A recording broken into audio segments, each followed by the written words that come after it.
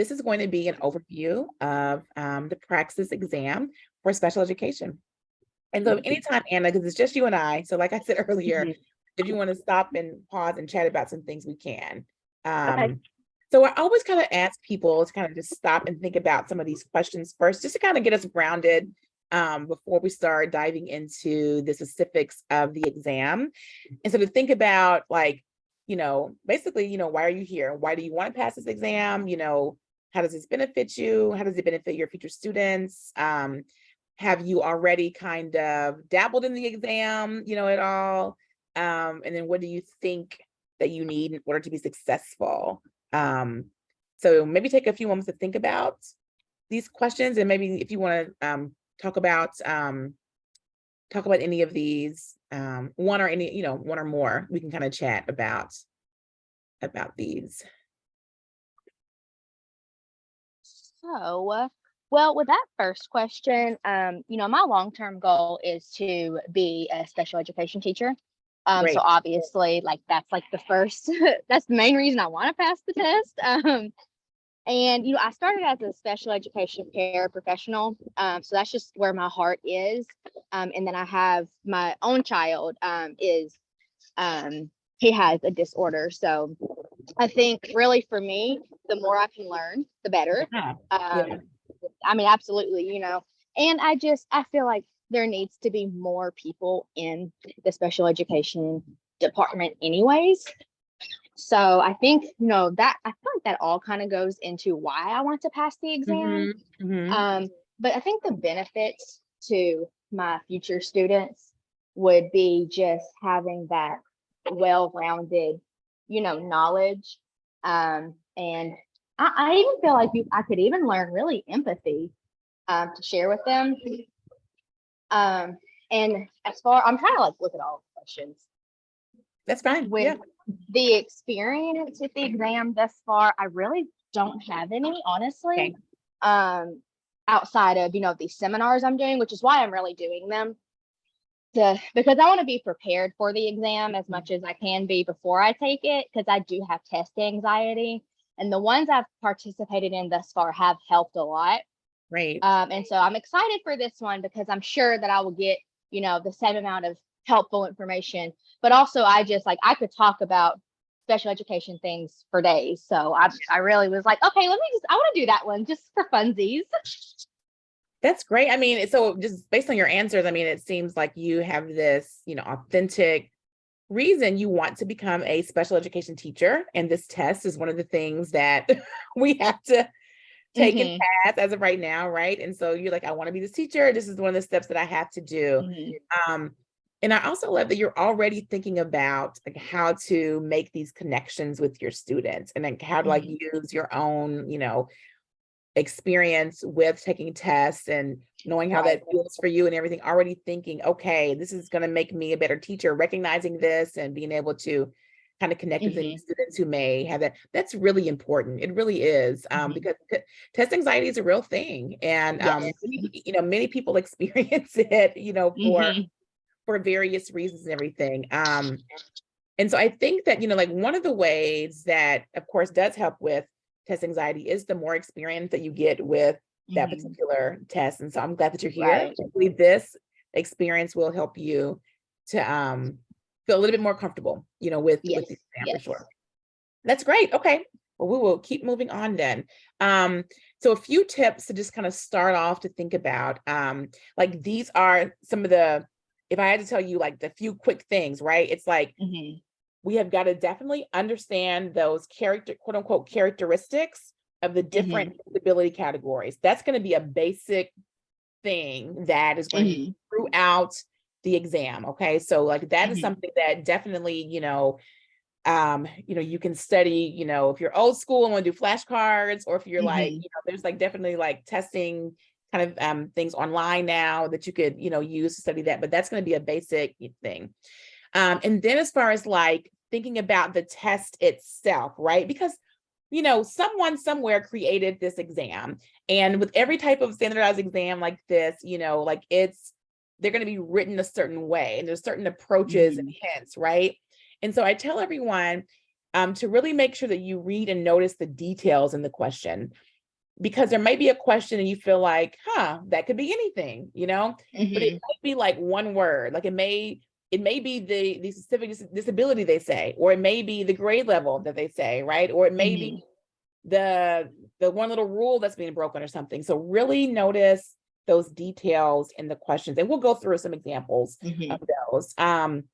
So think about, the age level, the types of classroom, all of these little details are gonna give away more of like, okay, here's the answer that they are looking for with this particular answer. If something says something that is a requirement, right? So that's where like our knowledge of the law comes in, IDEA, and so that is also something that we want to make sure that we are familiar with some of the basics. And with your experience, as a parent of a child who has an IEP, I think that's going to really be helpful, for you, because you'll be able to have that perspective as well, experience, with knowing like rights and responsibilities of parents. So that should be really helpful. So like requirement versus most appropriate.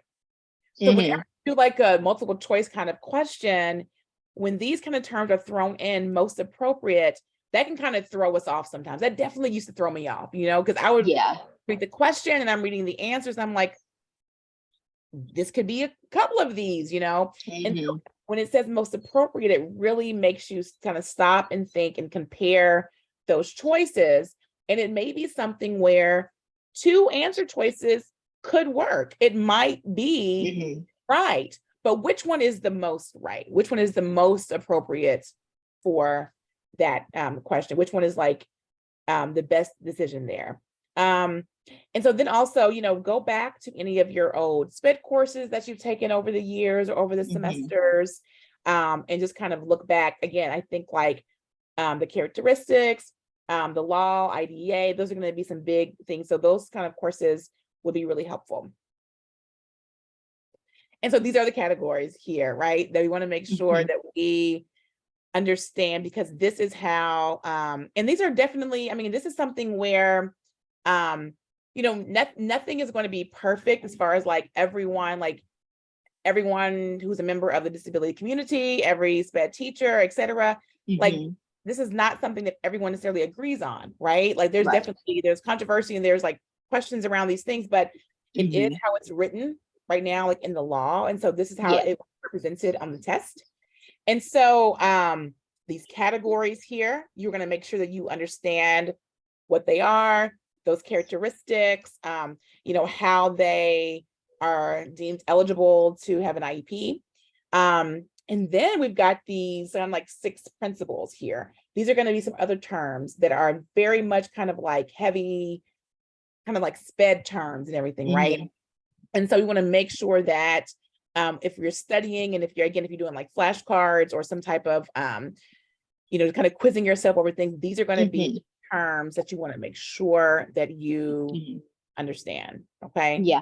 With that 6 principle thing, last semester I did take a SPED course, and our teacher used a picture of Snoopy, and like different parts of his body were like each thing. So like the let me see which one is like parent participation was his hand. Okay. And so like and that, I don't know what, like actually of all of the things I've used to like remember things, that one has actually stuck out to me. It sounds like so like it really did. Yeah. Because like the hand, like your parents hold your hand, I guess is like the theory behind that. But like that, I feel like will be like things like that would be helpful. Yes. With like test anxiety, especially like if that's a question, I'm just gonna like think of Snoopy literally. But I've already decided that in my future classroom, like I'm probably gonna have that. I would like to have that like with it labeled, laminated, just because I do think it's important too for the kids to know the terminology about them.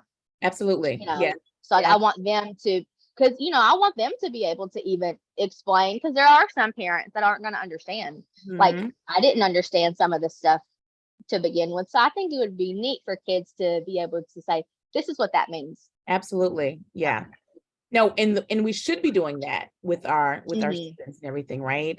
It's an ethical question. It's also a legal question, especially when they become, when they get around the age of 14 and everything. So they will participate in their meetings, but even beyond that, of course, they should know like what's going on with their education and learn this terminology so that they can advocate for themselves and teach others. So I love that. I'm gonna look the Snoopy image up. I wrote that down. Yes, so it's the one where it's like a particular one. It's the one where his like foot is like cocked up almost, Okay. like Yep. up like that. I may reach out to see if I can't find it, but I'm gonna Yeah. look if I can find it. Yeah, and I still have it, so I can send you a Okay. picture of it. That's great. Thank you so much. Okay, so then when we get into the actual content of the exam, it's going to be part multiple choice and then part kind of like open response, short answer type of thing. And so this is the breakdown. So it's 75% multiple choice and then 25% open response. And so these first 5, it breaks it down even more, but they're really very similar, I mean, it's 14 versus 17, but they're very similar. And so these multiple choice questions will break down like this. There'll be some questions around development and characteristics of learners. So that's those categories and just kind of basic child development that you want to make sure that you brushed up on.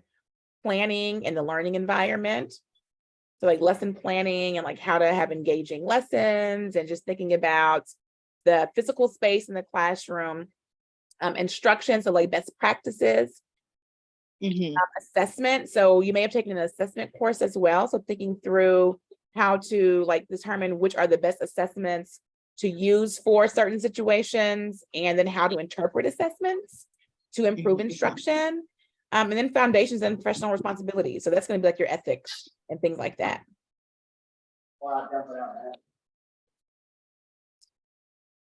And so 90 minutes or so for multiple choice and 30 minutes for open response. And so then, and I don't like to just read all this text off of the slides, but then I've kind of got slides that kind of break down each one of those particular topics.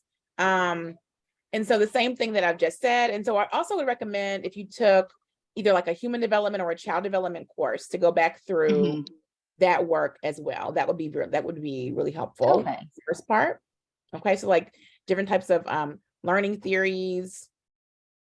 That's going to be helpful. Any lesson planning course that you've taken to go back through some of that material. And the big part here is just going to be, of course, these like learning objectives, right? Like how to either write objectives, like how to determine what's an appropriate learning objective, making sure it's measurable and appropriate for the particular student. Like they may give you a scenario, or they may kind of give you certain, things about a student and like where they are currently, and they want to come here. So what might be an appropriate objective? Managing student behavior. So, of course, that's going to be all about relationships with students, and it's going to be about having engaging instruction. Like that's going to be a big part. But then just like how you organize your classroom, right? And like how you can do positive reinforcement, and you may have to do certain types of behavior plans for certain students. So then under instruction, things to consider is going to be thinking about interventions that might be helpful for certain students who either given a certain disability and or where they are currently, what might a research-based intervention, what might be helpful for them. So they may give you multiple choice and you have to say, no, this is going to be the better choice for this particular student. A student may need assistive technology with something, right? And so you might think through that here. Talked about the assessments here. And this is like your ethical considerations here, right? So kind of knowing the process and kind of knowing, okay, well, someone's here. Knowing your process and knowing exactly, what does the law say? And what is my responsibility, either as the ed teacher, the special education teacher, the school administrator, and how do I work collaboratively with others?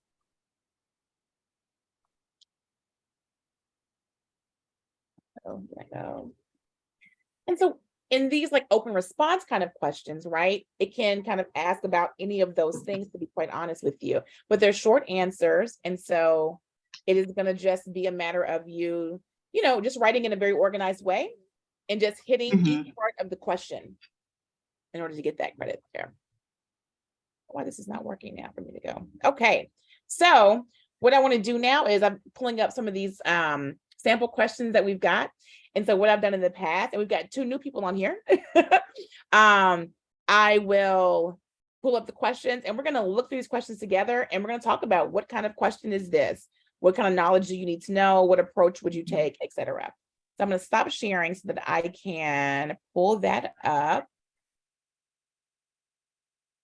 And hello to our new people. Is it Alyssa and Ariana? Is that right? Let me find my questions here. And if you all would rather join in the chat to kind of answer, that's fine as well. Okay. All right. Okay. So we've got some sample questions here that might be on the exam. And are you able to see this fine? Yes, I am. Okay, great. Okay, so let's look at this first one here. Charmaine is a 2nd grade student who has been found eligible for special education under the classification of intellectual disability. So let's pause for a second. We've already got some really good information there, right? In that part of the question. So we already know we're dealing with someone that's in the 2nd grade. So remember I talked about breaking the question down and really looking at those different parts, right? There's a 2nd grader, so we got to think about where this person is, like developmentally, like what's happening as far as like in that particular grade. She has been found eligible under an intellectual disability. So then you have to think about, what does that mean, right? What does it mean that she has an intellectual disability versus one of the other categories there? She receives daily mathematics instruction in a resource room. So that's already giving us information about her IEP, right? And her hours and like where she is primarily, for the most part of the day. Her special education teacher wants to introduce Charmaine to the addition of single-digit numbers. Which of the following strategies would be the best activity to use? So again, we're breaking this question down. Here's where the question actually is.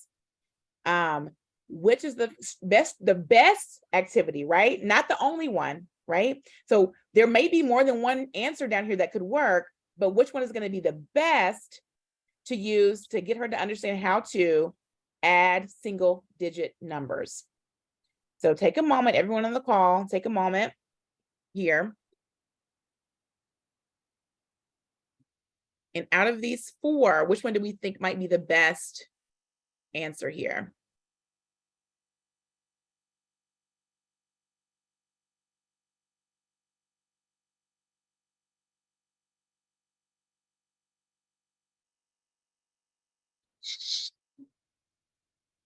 Oh, someone sent me in the chat. Let's see here.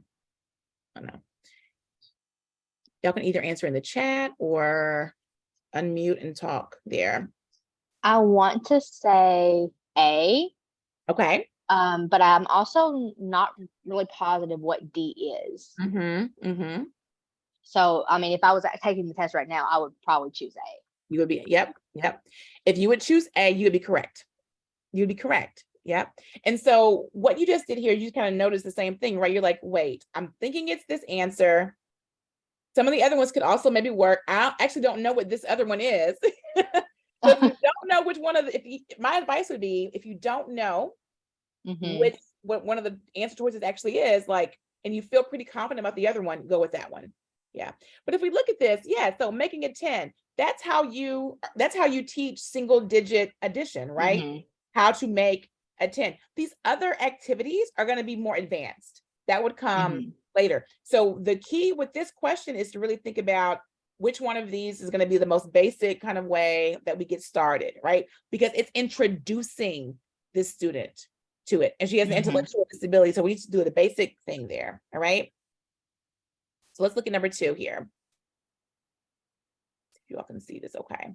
Okay, so now we've got one of our like key terms here, okay? We've got the least restrictive environment as defined in IDEA. So do we remember what IDEA stands for? Anyone on the call?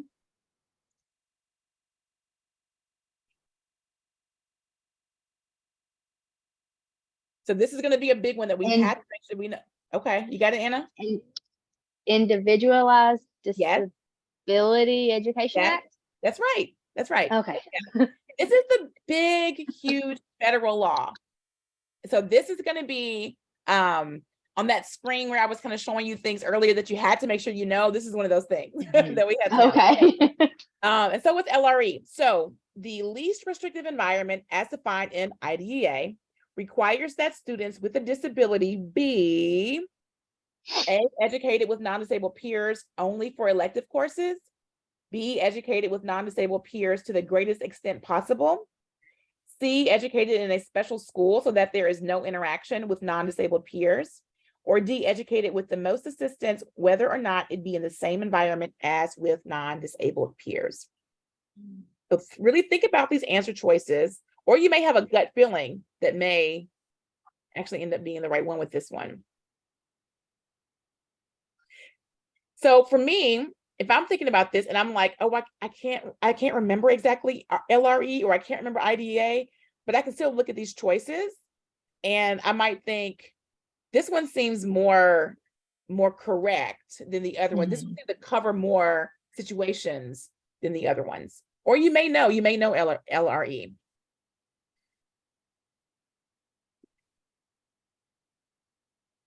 Any takers there? Oh, someone said B. Alyssa, you are correct. That's it. Yeah. So LRE tells us that the students with disabilities must be educated with non-disabled peers to the greatest extent possible. See how that's kind of broad? And the other ones really kind of narrow it in there. Okay. Does that make sense of what that is? Okay. We'll do a few more. So can y'all kind of see how I'm thinking about this question. I'm breaking down each question. I'm kind of looking through these choices here. Tony is a 7th grade student classified with a specific learning disability. So I'm already going to pause. Okay, I'm dealing with a middle schooler with LD. Her science teacher, so that's the gen ed teacher, right? Okay. Her science teacher states that she's an active participant in class. That's great. Completes homework on time. Wonderful. These are our pluses here, right? Our strengths. But her reading comprehension is below grade level. Okay, so that's an area that we may need to work on here. A chapter test is planned for next week. Which of the following assessment accommodations? So now assessment accommodations. So we know accommodations is an extra, or not an extra, I shouldn't say extra, but it's a certain kind of support that a student might need in order to be successful on the task. So which of the following assessment accommodations would be most appropriate for Tony's IEP?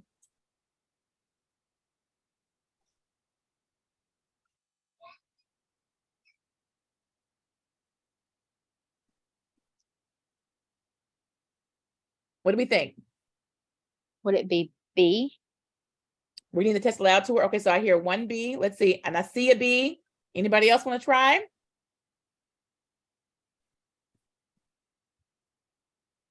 Yes, B is correct, right?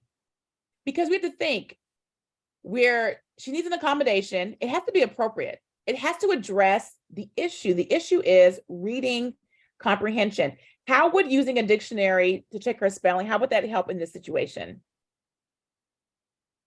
It wouldn't. How would giving her a test in a separate space, but if she's just giving the test regularly, how would that help?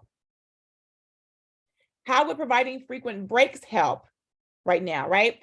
Or you might say maybe the breaks are helpful because she's taking so long to read, right? But if you have a choice here, and you do have a choice, if you have a choice between these two, you would choose B, reading the test aloud to her, okay? Let's do one more. Trish is a 6th grade student who was diagnosed with autism spectrum disorder. She has difficulty maintaining eye contact and makes impulsive comments during lessons. So again, let's pause for a second. You all tell me, how would you already start thinking about this particular question? Based on kind of what I've done already, like what stands out to you in this question that you need to be aware of?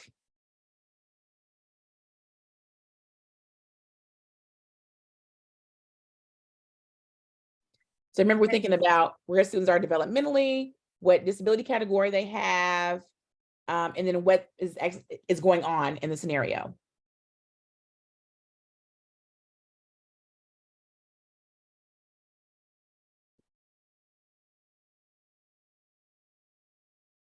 That she's in 6th grade and she was diagnosed with ASD. Absolutely. So those first two things are going to be important for us to, as we're reading it, our brain should be thinking that, right? Okay, I've got a middle schooler, right? With autism, okay? I've got a middle schooler with autism. My brain should be going to, okay, what's developmentally, kind of like appropriate for middle schoolers? And then what do I know about students who have autism? What are some characteristics that are associated with that disability, right? I'm already thinking about those things. She has difficulty maintaining eye contact and makes impulsive comments during lessons. Which of the following behavioral strategies would best help Trish? Now look at that. What's that key word in the actual question? What's a key word there?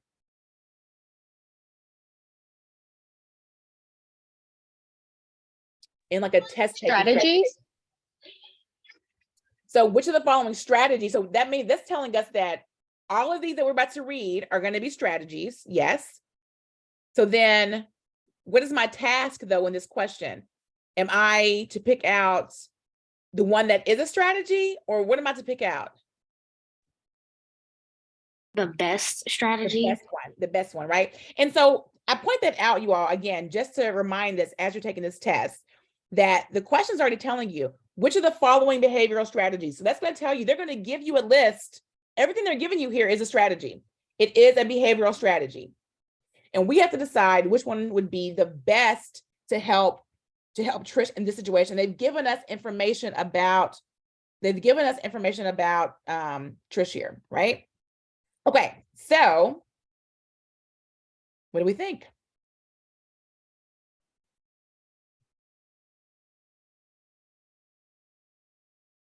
Or let me ask you this, could more than one of these maybe work or be helpful for Trish in this situation?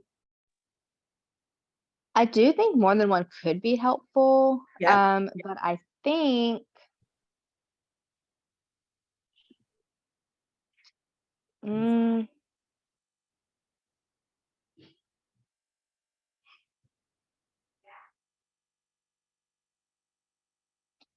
I would think maybe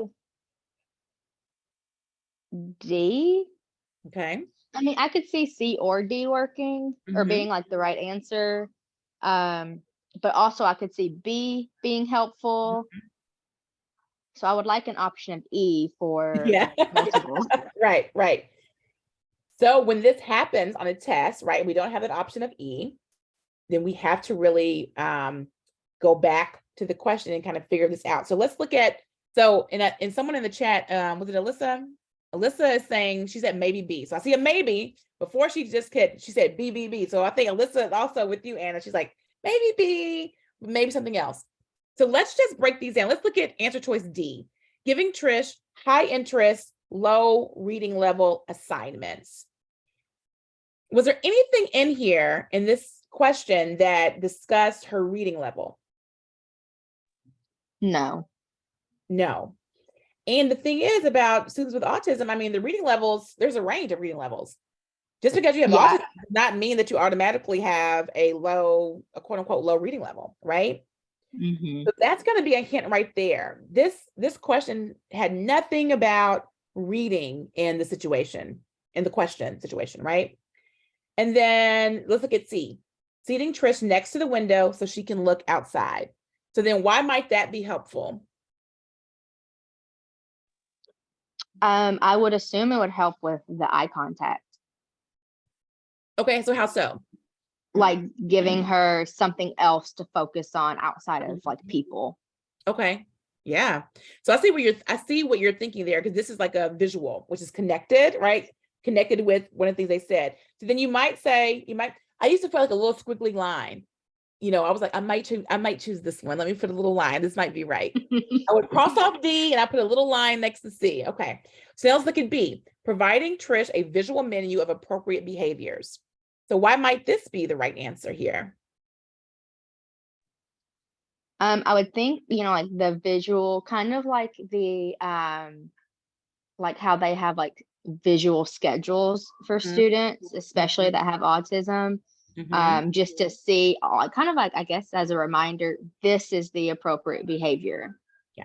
So that's going to be your key in this question, right? You just said it. You said, I know, or I remember that this is a strategy that is used frequently, with students on the spectrum, right? That visual schedule, these visual reminders, letting students kind of check off things, or like, folding something over. And this is about the quote unquote appropriate behaviors, because this is the thing they pointed out in the question is about her behavior, right? And so again, and I always point this out because, there's definitely, members of the disability community, those with autism who would take issue with this question. They would say, listen, I don't have to maintain eye contact. Like, this is how I communicate. This is how I engage with the world. Like, that should not be the norm, right? And I understand that. And I think that, of course, that we need to, listen and engage with and embrace and learn from, those members of this community. So what I would encourage you to do is to make note of those things, like, because we do live in a society where, ableism exists and everything. But on this particular test, it's going to be one of those things where you kind of like make note of it and say, yep, this is kind of problematic. However, for this test, the best answer is going to be B for this particular question. Does that make sense? And so what I would recommend you all doing is we have a little bit of time, I think. We can maybe do you want to do like 2 more questions maybe? And kind of breaking it down? Is this helpful? Yes. Okay, let's do a few more and then we can, because we're a little bit ahead of time. I thought we were a little bit later. All right, so let's look at this one, number 5. Isaac is a 4th grade student who has been classified with a mild intellectual disability. He attends a resource room for all academic subjects. He struggles to complete assignments independently, requires redirection to keep on task, and needs to be constantly reminded of the classroom rules. Which of the following is required before a behavior intervention plan can be developed? So we got some good information here, right? So as I'm reading it, again, the more you do this, you will not have to take so much time to really break it down, but you'll automatically say, okay, 4th grade student, mild intellectual disability, okay, he's in resource. He's struggling to do these kind of basic things here, right? So which of the following has to happen before a BIP can be developed for Isaac? Oh, someone knows. Let's see. Yes, Alyssa. First of all the answers have been B, haven't they? They won't always be B. Alyssa is right. Alyssa, can you tell us about that? How did you know that? How did you know that an FBA had to be conducted? I kind of knew because I remember it in class, but like if I was thinking about it, then I would say you probably wouldn't hire a paraprofessional like before you even did anything else. That's right. Then less homework is like you can, but it's kind of like jumping there. You don't really know if homework is the problem. And then the current behavior system, I guess that would work, but I think you have to do a functional behavior assessment before you do that. You do. And I love the way you just explained this, because I heard you actually say 2 different things. Like, one thing I heard you say is, let's say you didn't know what a functional behavior assessment was, but then she kind of went through each other choices here. She was like, hiring a para, that's kind of jumping the gun here. Assigning less homework, maybe, but there's also other issues there, right? It's not just about homework. And then applying the current behavior reward system. Well, to me, that one, they're already doing that. Like, why aren't you already applying the current behavior reward system, right? So then it's almost kind of like, we're just eliminating these other choices and then we're left with B. But then Alyssa was like, no, I remember, you have to conduct this before you make a behavior intervention plan. You first must do a functional behavior assessment, which is an FBA. Because what that does is that really breaks down what function is this behavior doing for the student? Like basically you're trying to figure out, why is the student engaging in these behaviors? If you don't know why, then you cannot plan an appropriate intervention plan, because you're going to be targeting the wrong thing. You got to get to the root of like why the student is engaging in these behaviors. Does that process make sense of how to get to that answer? Yeah, that was helpful. Okay. Okay, so now number 6 here. So we're under IDEA again. So do we remember IDEA? That's the big federal law. And Anna knows it. Anna, tell us again. Individualized Disability Education Act. Yes. And actually, so individuals with disabilities. The Individuals Individuals with with Disabilities. Disabilities Education Act, yes. So under this law, which of the following age groups are qualified to receive early intervention services? Now, so here's the thing. This is going to be one of those things where this is like a thing in the law that we should know, but you also may be able to kind of figure this out, even if you don't know. Do you know, Anna? You unmuted so quickly. It's B, right? 3 to 4. Okay, could be. But I'm also wondering if it's A, just because it says early intervention, and like I know with my child, Mhm. I say he is an early intervention, so that's why I was saying B, because he's 4. But Uh-huh. I don't know. Yeah. I actually kind of thought it was like a 0 to 4. Uh-huh. So we So know, now I'm but we actually know not it's sure. definitely not, it's not C or D though. That's what I hear you saying. Correct. Yes. Yeah. Yeah. So it's interesting, like, so once you hit the age of 3, they're not necessarily considered these early interventions. They're not formally considered early interventions anymore. It still is interventions that can happen early, Mm-hmm. but from birth up until like age of 3, is when it's kind of considered early intervention. So they're a little tricky here, right? Because the 3 could have been in A, but because they have 4 there, the better choice is going to be 0 to 2. But I'm not in love with the way that they've written this out. Yeah, that's a tricky one. But there's going to be all these questions, so you may miss one every now and then, right? And that's okay. We're going to get the ones that we can get right, for sure. All right, number 7 here. Which of the following rewards would be most appropriate for 5th grade students who have demonstrated appropriate classroom behavior? Which of the following rewards? So we're going to be looking at rewards, right? Everything in these choices is going to qualify as a reward. So which would be the most appropriate? Not the only one that would be appropriate. Which one would be the most appropriate in its 5th grade who have demonstrated appropriate classroom behavior?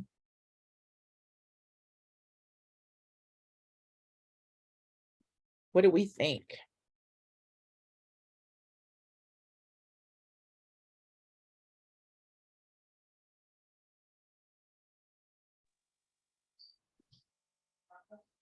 Alyssa says maybe D.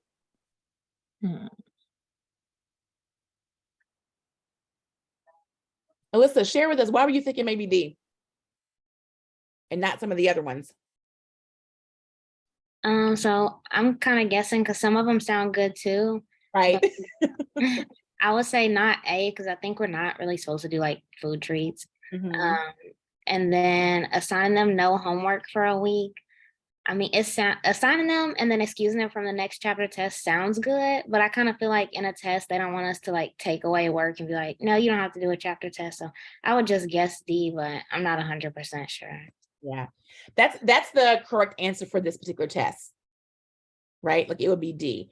So there's a ton of different like little scenarios that if this was a real situation, right, that might play out a little bit differently. But if we are given with the information that we've been given and with the most appropriate for the 5th grade, yes, D would be that. The test creators would probably want us to avoid, avoid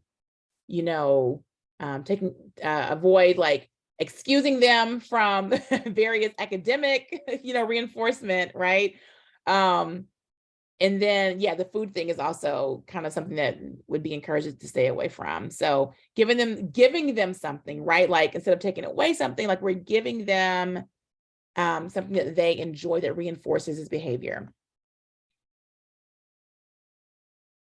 Let's do one more. Number 8, which co-teaching model is demonstrated when the special education and the general education teachers divide the class into 2 groups and separately deliver a lesson to a group? So there's different types of co-teaching models. And so if you kind of picture what they're saying here, you might be able to, if you're not familiar with the co-teaching models, then you might be able to kind of visualize what they're talking about here and then get the right answer. What do we think?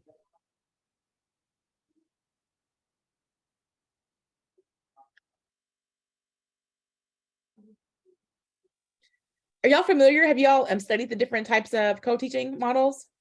Yes, and I agree with Alyssa. I think it's C. Let's see what she said. She said C. It's C. It's parallel teaching. Yeah, because like 2 parallel lines, right? We're doing the same thing, but we're just in 2 different groups. So that's kind of what that was there. Okay, I'm gonna stop sharing. And okay, so that's kind of what I do in this particular workshop. I kind of just go over everything we did at the beginning and kind of breaking down like how the test is organized, what you can expect from the test, and then just giving advice around how to approach the questions. Again, I really recommend, actually, I'll pull that slide up again because some people weren't on here yet when I had those slides. Let me share that slide that showed the different categories and stuff. Because you definitely want to make sure, you all, that these things right here, okay? We definitely want to make sure that we are familiar with the various categories in IDEA, and that we are familiar with these particular 6 principles. See, LRE was in there. That was one of those example questions that we had. So I was saying to Anna earlier, if you are someone who is kind of old school and you want to create flashcards for yourself, or you want to just kind of quiz yourself over certain things, maybe in a different format, I would start here. I would also go back over your either like notes and important information from your previous courses, but just really reminding yourself of what you already know. Because if you've already taken some SPED courses, like you should be familiar with a lot of this information. It is just a matter of going back and kind of reminding yourself of what it means and really taking your time with each question and approach it from a way that it makes sense. If you sit and think about it, it's like, oh, this makes sense. It's asking about this type of disability, right? And here's what's going on, and here are my choices. And usually 1 or 2 of those choices you probably can eliminate quickly, and then you kind of get it down to 2 of them, and then you have to kind of just decide what's the best answer. Any other questions or things about the exam?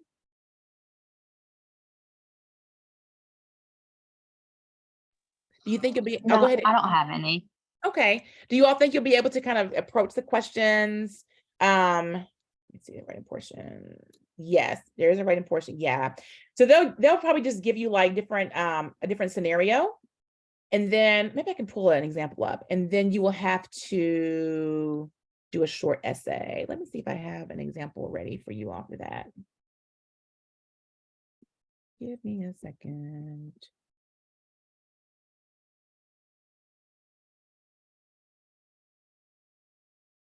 Okay.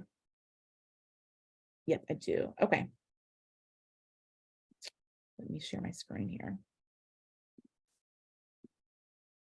Okay, so here's an example here, right? So again, carefully read and follow the instructions for that particular question. If it has more than 1 part, be sure to answer each part of the question. You're gonna write, and you'll do that, on the particular screen. I want to point this out again, you all, right here. And this is what I do is if a question has multiple parts to it, it can be something where like you label each part so that you can kind of make sure that you are covering like each part of the question that you don't forget, because they're going to use a rubric to grade it. Let's look at this one here. By mid-October, Catherine's third grade teacher has become concerned because Catherine has great difficulty reading grade level materials. Her written work is largely illegible and contains sentence fragments and numerous spelling errors. Catherine does not initiate conversations, does not make eye contact, and never raises her hand to volunteer in class. Catherine does perform well on some mathematics work that does not require interactions with other children or adults. The teacher has decided to refer Catherine for a special education evaluation. Okay, so that's like our case study here. So your task is to list 3 types of data that the teacher should collect prior to making a referral, and then to explain the value of collecting each of these types of data. In your explanation, be sure to relate the types of data to Catherine's reading, writing, and social behavior. So what I would do right here is I would have like a small section for each of these, right? I'd have I'm explaining about how it's helpful for reading, how it's helpful for writing, and how it's helpful for her social behavior there. Do you want me to send you this particular PDF so that you can kind of go through some more sample questions and get advice around things? Yeah, that'd be helpful, I think. Okay, I'll do that because it is 5:30. So let me make sure I have everyone's name, and I'm going to email this to you all as soon as we get off. Y'all are all U of M students, right? I know Alyssa is. Yes. Keishana, I need your last name. Can you put it in the chat so I can email this to you?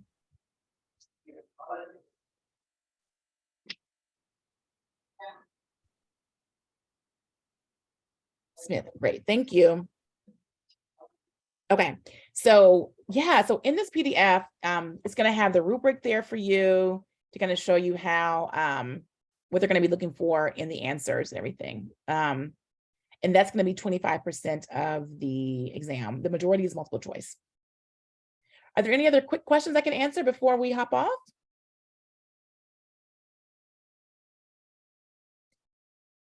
Well, I'm so glad you all were able to attend, and I'm glad that you all are taking this exam and looking forward to becoming SPED teachers. If I haven't met you before, it was so nice to meet you on this call. And if you ever need anything from me, if you want to talk SPED stuff, I love talking about this kind of stuff. So please send me an email and we can always figure out a time to chat. All right. Otherwise, you all have a great evening. Thank you. You too. All right. Bye-bye.